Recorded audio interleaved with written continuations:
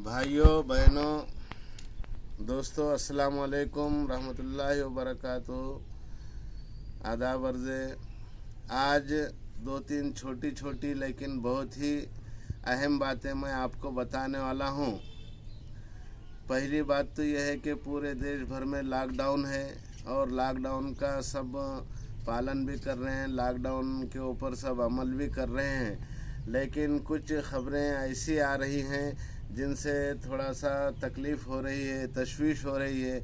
वो है कि भाई डॉक्टर्स या नर्सेस या फिर जो हॉस्पिटल का स्टाफ होता है, अमला होता है, काम करने वाले लोग होते हैं, और पुलिस वाले जो नज़्म व नक्श और बंदोबस्त के लिए हैं, उन पर बाज़ जगह देश के अलग अलग हिस्सों में हमले होने की ख़बरें आ रही हैं, जो कि बहुत ही तशवीशनाक हैं और बहुत ही गलत हैं।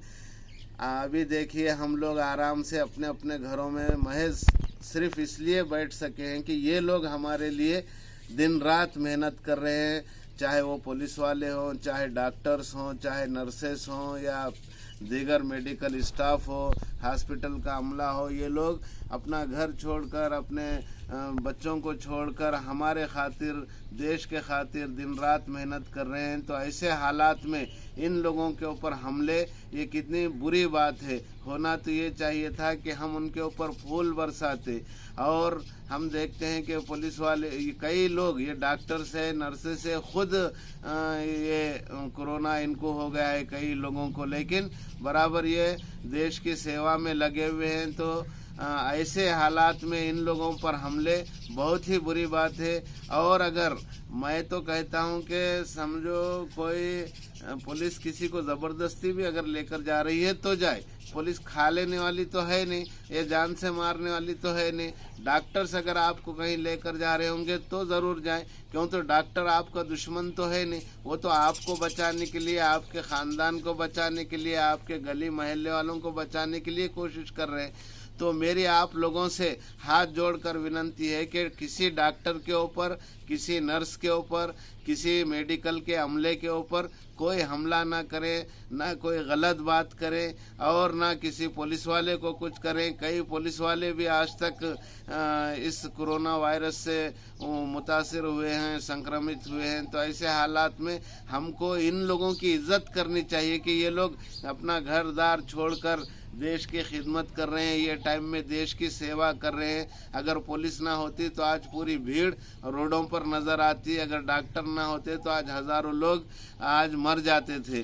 तो मेरे आप तमाम लोगों से और एक मर्तबा अपील है कि बिल्कुल बिल्कुल डॉक्टरों के ऊपर, नर्सों के ऊपर या दीगर मेडिकल अमले के ऊपर कोई हाथ ना उठाए, ना उन्हें गाली गलौज करे, ना उन पर थूके, ना उनके साथ बदतमीज़ी करे, ना पुलिस वालों के साथ बदतमीज़ी करें। बल्कि ये लोग हमारे रक्षक हैं, हमारे हिफाजत करने वाले हैं, हमारी मदद करने वाले हैं। ये ख्याल करते हुए उनकी इज्जत करें। एक बात तो ये हो गई। दूसरी बात भाइयों ये है कि लॉकडाउन के चलते पूरे देश में अर्थव्यवस्था ख़त्म हो गई है, कारोबार ख़त्म हो गए हैं, और ख़ास तौर पर गरीब जो लोग हैं, जो लोग छोटे छोटे काम करने वाले हैं, दिहाड़ी मजदूर हैं, कंस्ट्रक्शन लेबर हैं, और ऑटो ड्राइवर हैं, छोटे छोटे ठेला बंडी वाले हैं, दुकानों में या होटलों में काम करने वाले लोग हैं, ऐसे जो लोग हैं इनके ऊपर क्या बीत रही होगी इसका अंदाज़ा हम नहीं लगा सकते। जिनके घर में छोटे छोटे बच्चे हैं, खाने के लिए वो लोग तरस रहे हैं। तो ऐसे हालात में सरकार ने कुछ न कुछ राहत का ऐलान किया है, लेकिन ये राहत जो है ऊँट के दाढ़ में खशखश या ज़ीरा बोले जैसी बात हो गई। इससे ना उनका पेट भरने वाला है, ना कुछ भरने वाला है। और सरकार के जो नियम वो अटी रहते वो भी बहुत ज़्यादा सख्त रहते, जिसमें कोई इंसान ले नहीं सकता। तो दो बातें मेरी सरकार से है, राज्य सरकार से भी और केंद्र सरकार से भी, कि पहली बात, राज्य सरकार भी ऐसे हर आदमी को 2000 रुपये का अनुदान देने का, 2000 रुपये देने का ऐलान करे, और केंद्र सरकार भी जो 500-500 रुपये दे रहे उसके बजाय 2-2 हज़ार रुपये हर आदमी को देने का ऐलान करे। और उसके लिए आसान तरीक़ा अपनाए। ये नहीं कि आप खाते में डाल दे रहे। आप देखिए, अगर कोई मध्य प्रदेश का या उत्तर प्रदेश का या कर्नाटक का कोई आदमी महाराष्ट्र में, अब उसका पासबुक तो वहाँ उसके घर पे है, अब वो पैसे कैसे लेगा? तो उसके लिए एक सरकार आसान और सरल रास्ता इख्तियार कर सकती है कि भाई किसी भी पासबुक की, किसी भी एटीएम कार्ड की कोई ज़रूरत नहीं है। आधार कार्ड, आधार कार्ड का नंबर बोलो और पैसे ले लो।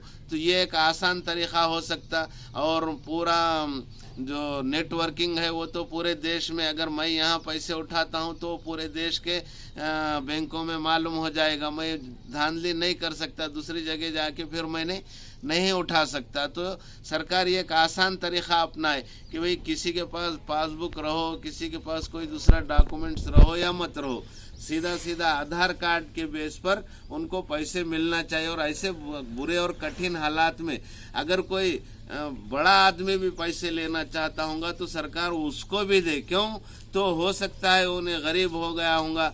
क्यों? तो ये हालात इतने ख़राब हो गए कि कौन अभी अच्छा है और कौन बुरा है कुछ बताने नहीं आ रहा। अगर कोई बड़ा आदमी है तो वो तो लेने आएगा नहीं, अगर आ रहा तो इसका मतलब वो गरीब आदमी है। एक तो ये हो गया। दूसरी बात ये कि राशन के ताल्लुक़ से कंटिन्यू मुसलसिल शिकायतें आ रही है कि राशन हमको नहीं मिल रहा, राशन तुमको नहीं मिल रहा।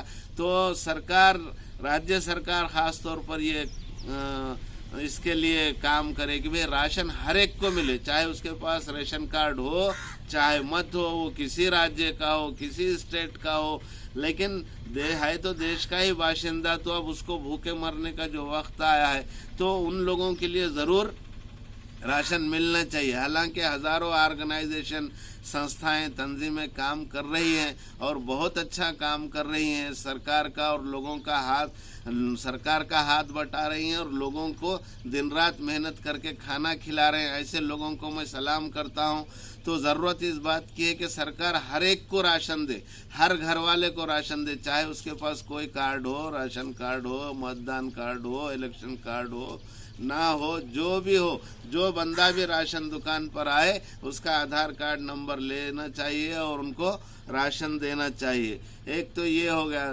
तीसरी जो मैं अहम बात बताने वाला हूँ वो हुकूमत महाराष्ट्र ने एक ऐलान किया है कि देश में जो कोरोना के चलते आर्थिक मंदी, माशी मंदी, इकनॉमी जो ख़त्म हो गई है, तो उसकी वजह से जो भी किराएदार हैं, चाहे वो बिल्डिंग में रहते हों, चाहे टीन के घर में रहते हों, चाहे कवेली के मकान में रहते हों, चाहे कोई दुकान लेकर चलाते हों, चाहे कोई गोडाउन लेकर चलाते हों, तो ये लोग 3 महीने तक का किराया अपने अपने घर वाले को या दुकान वाले मालिक को ना दें, बल्कि ये 3 महीने दुकान मालिक भी ना मांगे किराया, घर मालिक भी ना मांगे, गोडाउन वाला भी ना मांगे। मतलब हालात इतने बुरे हैं कि उसको 2-3 महीने तो और लग ही जाएंगे संभलते संभलते। तो ऐसे हालात में कौन किराया किसको देगा?